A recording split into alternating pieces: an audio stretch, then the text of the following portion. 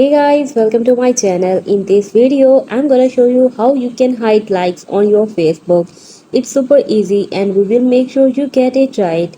You just make sure you're logged in and using the latest version and make sure to watch the complete video and follow each step carefully to avoid forgetting anything and making mistakes. Open up the Facebook app. In here, if I scroll down, I can see this post likes. If I tap on it, and then tap on it again, you can see who liked this post.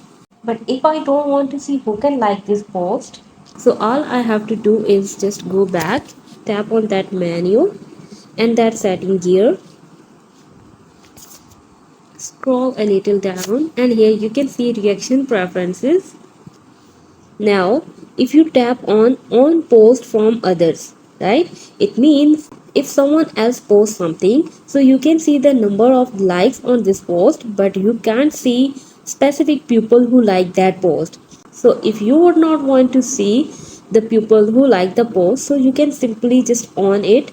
If you want that same setting on your post, then what you have to do is hit this icon. It means that people can see number of the reactions, but they will not be able to see who react to your post. So this is how you can easily hide your reactions on your Facebook account. Hope you guys like my video.